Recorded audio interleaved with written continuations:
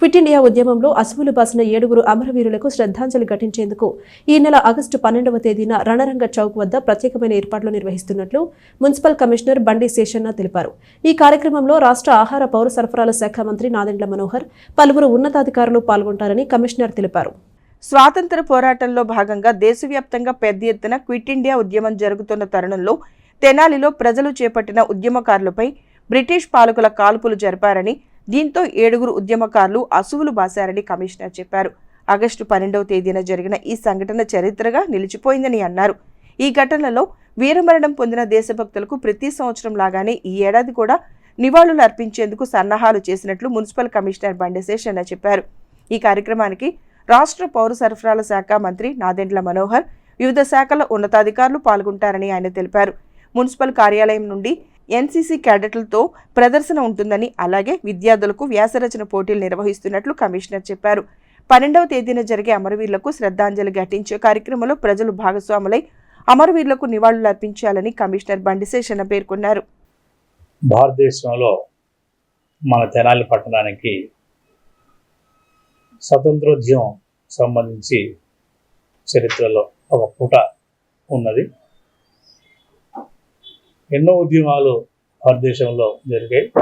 ఎన్ని ఉద్యమాలు అయినప్పటికీ ప్రధానమైనటువంటి ఉద్యమం క్విట్ ఇండియా మూవ్మెంట్ అనేటువంటి ఉద్యమంలో మన తెనాలికి ఆ ప్రత్యేకత ఏంటంటే 1942 ఆగస్టు మాసంలో క్విట్ ఇండియా ఉద్యమం దేశవ్యాప్తంగా మొదలైనప్పుడు చాలా చోట్ల ఆందోళనలు జరిగాయి. బ్రిటిష్ పాలన వ్యతిరేకించారు. మన ప్రాంతానికి ఈ యొక్క ఉద్యమం వ్యాపించింది. ఆనాడు 1942 ఆగస్టు 12 నాడు మన పట్టణంలో జరిగినటువంటి సంఘటన దేశవ్యాప్తమై ఆ ఉద్యమం తీవ్ర రూపం దాల్చి అది స్వతంత్రం రావడానికి బీజాలు గట్టిగా వేసిందనేది ధైర్యంగా చెప్పగలం. మనం చరిత్ర చూస్తే ఆ విషయాన్ని నొక్కి ఒక్కానించి చెప్పడానికి ఏమాత్రం సంకోచం లేదనేసి ప్రగాఢంగా విశ్వసిస్తున్నాను. ఆ రోజు మన పట్టణంలో జరిగినటువంటి సంఘటన, రైలును ఆ రోజు అడ్డగించుకున్నారు. రైలును తగలబెట్టాము. ఎందుకంటే మనకు స్వాతంత్రం కావాలని చెప్పేసి అందులో భాగంగా బ్రిటిష్ వారు వచ్చి అడ్డుకొని మన వాళ్ళను అన్యాయంగా కాల్పులు జరిపితే 7 మంది అసువులు బాశారు. స్వాతంత్రం కోసం 7 మంది అసువులు బాశారు.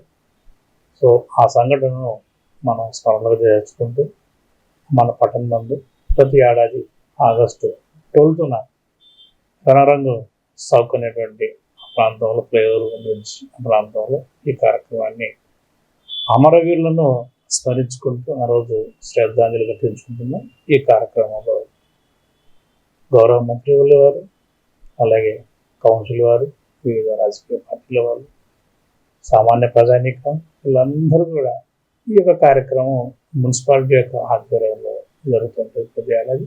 సో అందువల్ల ఈ యొక్క కార్యక్రమానికి సంబంధించి మంచి కార్యక్రమాలు ఏర్పాటు అవుతున్నాయి. రేపు శుక్రవారం దినాన ఉదయం 8 o'clock రిహార్సల్స్లో భాగంగా మన పట్టణంలో ఉన్నటువంటి ఎన్సీసీ క్యాండిడేట్స్ సుమారు 400 మందితో గాంధీ పార్క్ ఏరియా నుంచి రణరంగ చౌక్ వరకు ఒక రిహార్సల్స్ కార్యక్రమం జరుగుతూ ఉంది. అదేవిధంగా స్కూల్స్లలో కూడా ఎస్ఏ కాంపిటీషన్స్ జరుపుతున్నాం. అదేవిధంగా రకరకాల ఉన్నాయంగా ఆగస్టు 12 నాడు గౌరవ మంత్రి శ్రీ నాదెండ్ల మనోహర్ గారు, అదేవిధంగా చైర్పర్సన్ గారు, కౌన్సిలర్స్, అదేవిధంగా ఇతర ప్రజాప్రతినిధులు అందరూ కూడా ఇందులో పాల్గొంటున్నారు. వారి యొక్క సారథ్యంలో, గౌరవ మంత్రి గారి యొక్క సారథ్యంలో ఈ కార్యక్రమాన్ని మంచిగా చేసి మనం అమరవీరులందరికీ కూడా శ్రద్ధాంజలి ఘటించాలనేటువంటి ప్రతి ఒక్కరిని కూడా ఆహ్వానిస్తున్నాం. ప్రతి ఒక్కరు కూడా దీన్ని ఒక బాధ్యతగా భావించి పాల్గొనేసి కోరుతున్నాం. రేపు శుక్రవారం నాడు రాబోయేటువంటి రిహార్సల్స్ ఏవైతే ఉన్నాయో వీటిని కూడా వీక్షించాలని ప్రతి ఒక్కరిని కోరుతుంది. మీరు కూడా ఈ యొక్క కార్యక్రమంలోకి రండి.